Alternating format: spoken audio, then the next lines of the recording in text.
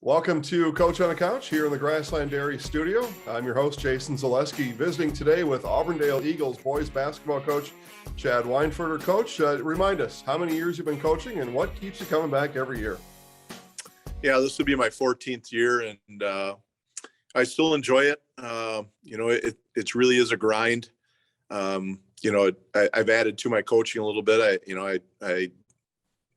The defensive coordinator in football, the JV coach in baseball, just kind of a shortage of coaches around here right now. And I enjoy it. I have a son who's a sophomore, and he hasn't kicked me out yet. So I still enjoy the kids, enjoy the competition, a lot of great coaches in our area, including our conference. So that makes it very enjoyable. Once it gets to be that point where it feels like a job, it's probably time to get out. Well, Coach, we enjoy you. So for what that's worth, we like you being around, and I know we have a lot of fun with you and your teams. We'll talk about last year's team here just a little bit. 16-6 on the season. I would consider that to be a successful season, especially considering the circumstances last year. It ended with a regional final loss over in Iola. We might talk about that just a little bit, but before we do, just what are some of your memories of last year and getting to have another successful season in Auburndale? Well, I thought our senior class last year really filled a leadership void that I was worried about. Especially Hunter Wright, Skylar Gilhausen, and Carl Lundgren. They're all quiet kids, very quiet kids. If you've attempted to interview them, you probably know that pretty well. But they were leaders in a different way. They knew exactly what I wanted. They would be helping the other kids out. It wasn't a lot of rah-rah stuff, but you can lead by example too. And, Hunter was a 3-year varsity player and a 2-year starter. And Skylar gave us really good minutes as a junior. And then Carl played JV as a junior and had a really nice senior year. And I just thought those seniors, along with Cade Krings, did a really nice job of filling that leadership void that we had from a strong senior class in 2020. And you're right. We did have a very successful year. We finished second in the conference to a really good Edgar team. We were able to knock them off one time. Some individual honors. Hunter had a fantastic year. He was the Merriwood Player of the Year, first team all conference, first team all state for Division IV, and Channel 7 All-Stars. So a really nice season. Obviously a disappointing loss. Anytime you lose with a good team in the playoffs, it's a tough deal. But Iola was the better team that day, and they had a really nice team, and they have a nice team coming back. Coach, no matter what, it seems like I look back through the years and you've always been able to get your kids to play defense. And last year was no exception. I won't mention them all, but just a few here as I look at last year's schedule. In a win at Abbotsford, you gave up 40 points. Phillips, 41 points. Edgar, you mentioned that game you won. I think it was a double or triple overtime game, something like that, but still only 60 points. I go down the list here, 33, 42, 43. I mean, these are, and on and on. We go through that. These kids, they get to see you and your current team, even kids right now, they're in grade school or wherever they may be. And they kind of maybe get accustomed to that a little bit, but how is it that year after year, because the sizes and shapes and the team, is different, different kids, different personalities, but yet one thing remains the same. And it seems like a good defensive effort from your teams year in and year out. Explain that to us. That's something that Coach Anderson established for his 40 years, especially probably the last 20, was taking care of the ball, defense, and getting good shots. And, part of our defense is, sometimes our offense taking good shots. So we don't, take a bad shot and it's a long rebound or we aren't quite ready for it. We don't get back on defense, or it's a live ball turnover and they end up taking it down for a layup. If you can limit your turnovers and the bad shots, that's going to help your defense quite a bit.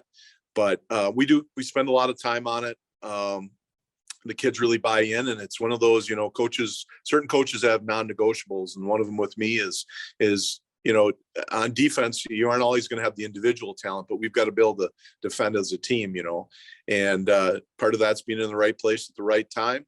And part of it is some athletic talent, but this year's team's learning that a little bit.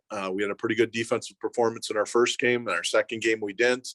Our third game we did, so we're trying to get a little more consistent with that. But it's just one of those things that's kind of become a tradition around here, and you know, I think we have a pretty good idea how to defend people. It's just a matter of executing it. You mentioned Edgar last year. You know, the Marywood South is always a tough conference, no matter the sport. Basketball is a very tough place to play. Edgar had managed to make their way down to state last year. The scenery's changed a little bit. You know, I think there's some things that are changing in your conference. Assumption maybe on the way up a little bit. A new coach down in Wisconsin Rapids. Newman, somewhat of a new coach there. They got some talented guys. You know, Stratford, you can mention, you know, really top to bottom. How do you focus on navigating through conference play when you know game in and game out, you're going to have a really tough game that night? Yeah, each year it's a different challenge with different teams. You know, this year Edgar is rebuilding a little bit because they lost so much experience and so much talent. But then, like you said, you have a team like Assumption who's a little bit on the rise. They've been playing young kids for a couple of years now, and now those young kids are their upperclassmen, so they've had some experience. You know, and then you have the consistency of Stratford and Marathon with that talent and size that they have every year. You know, our conference is a lot probably like the Big Ten. I mean, there isn't much of an off night. There are going to be certain years that maybe one team or one program doesn't have the talent that maybe another program has. But it's always competitive. You know, you look at it this year, it was funny because we always look at the basketball yearbook by Mark Miller, and they have Marathon winning it. And the first thing I did was text Adam Jacobson up at Marathon and say, hey, you're the team to beat. You know, everybody's going to be shooting for you. And he, you know, he kind of laughed and just said back, well, anybody could win it. And it's the absolute truth. I think this is one of those years that any team could probably win it as far as maybe the top 5 teams. But you don't know if what night you're going to play well or who's going to match up or stuff like that. You know, we lost a close one to Marathon the other night, and they've got an excellent team.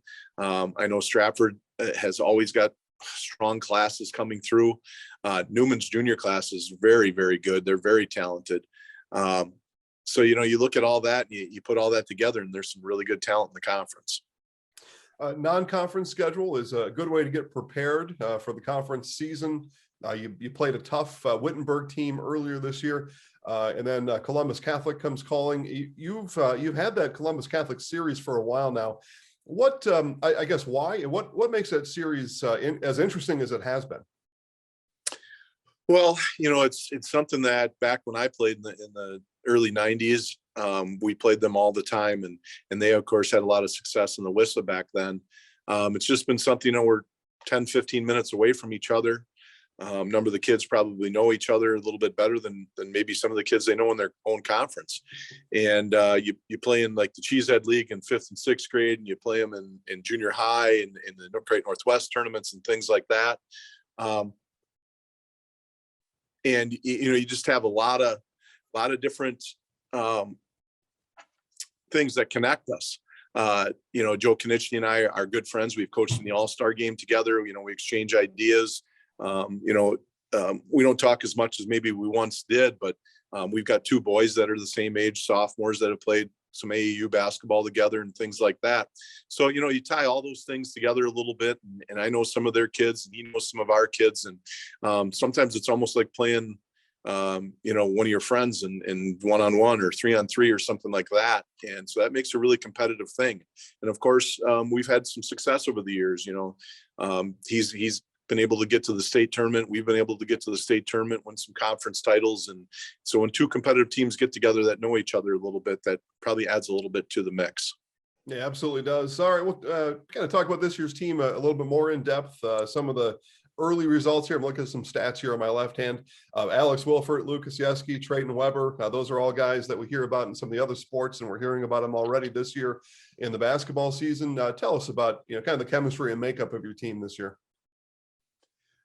Yeah, our junior class is one of the stronger classes athletically. Senior class has always had low numbers, but our 3 seniors, Terrence Roberson's a returning starter.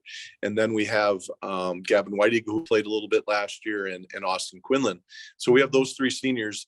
And then you mix in that junior class of like 4 kids, I believe we have from the junior class that are getting a lot of time.